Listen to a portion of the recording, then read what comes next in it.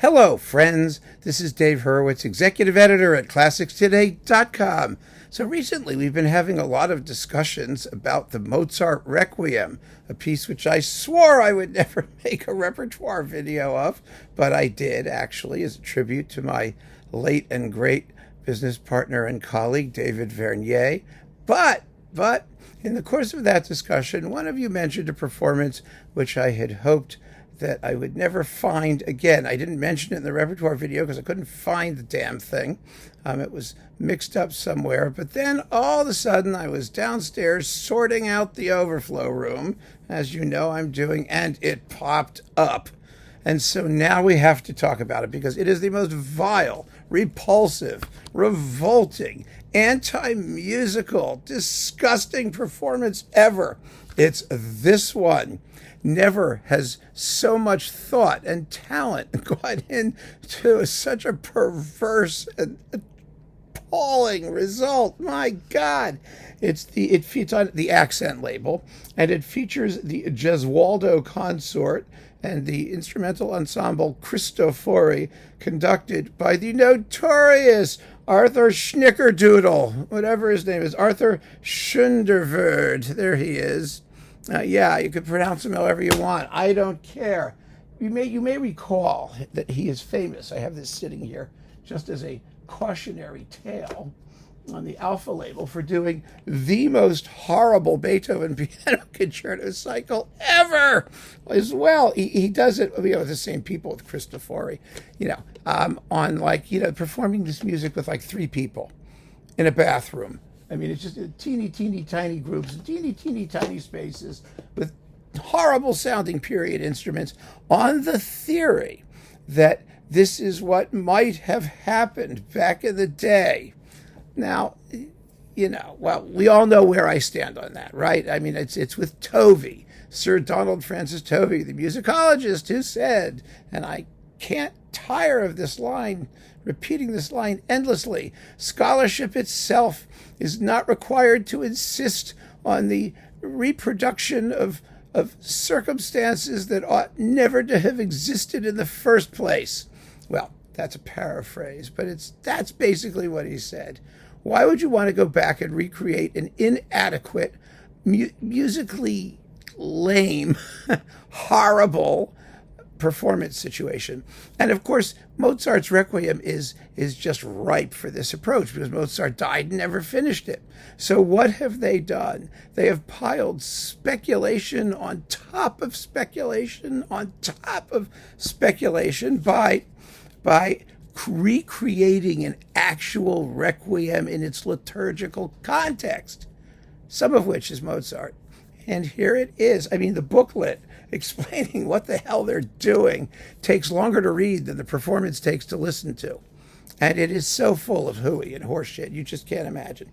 But what they've done is they've taken the Mozart bits, often reorchestrated and rearranged to suit the liturgical context, and they've added Gregorian chants and other sacred bits by Süssmayr, Eibler, Freistetler, Stadler. Arthur Schoonderwoerd himself has done a fugue, lucky us, and Ritter Ignaz von Seyfried, and then Gregorian things, and then they've sort of interspersed Mozart in there.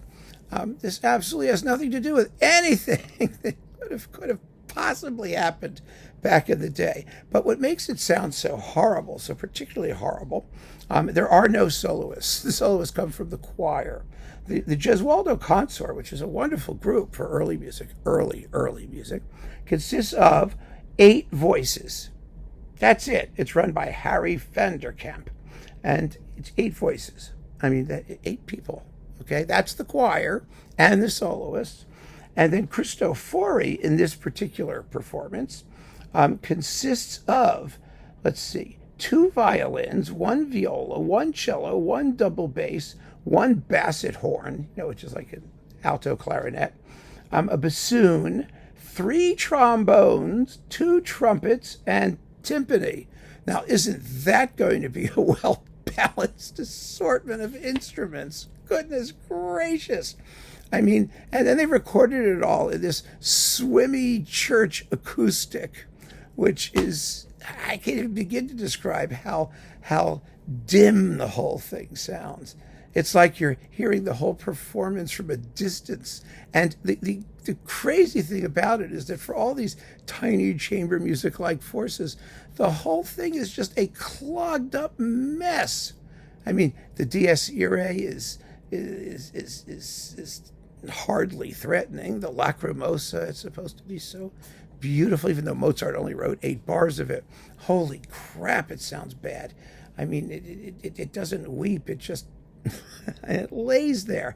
It's incredible how terrible this sounds. The timpani sound like a bass drum wherever you use it. Of course, he's rewritten all the trumpet and timpani parts because he doesn't like what Süssmayr did.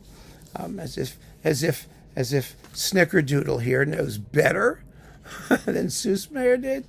It's really unbelievable. I'm speechless with revulsion. That's what it really is. I can't believe that they would do such a thing. I mean, the Gregorian chants sound like Gregorian chants. The interpolations by other people are okay.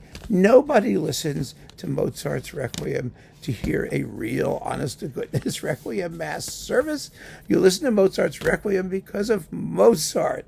That's it. It's Mozart. And the parts that aren't by Mozart are, of course, more controversial. But why would you want to do this?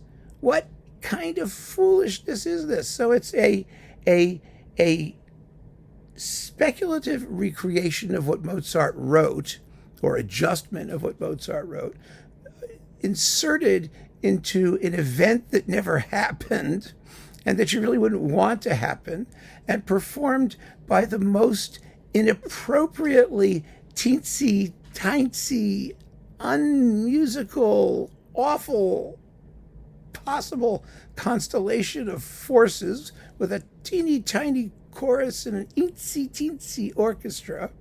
And this is supposed to be authentic. It's supposed to be somehow historically informed. Oh, yes, we're historically informed about a lot of things.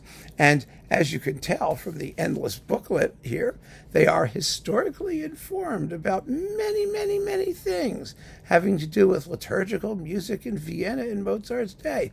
What they're not informed about historically is how to perform Mozart's Requiem. And that is the major issue. Oh, this is just grotesque. I can't get over it. But you may want to listen to it for a laugh. It's not very funny, though. I mean, it's just bad. Really, really, really bad and unmusical. So thank you for mentioning this performance and having me go root around in all the detritus that's sitting in my basement until I manage to cough this sucker up.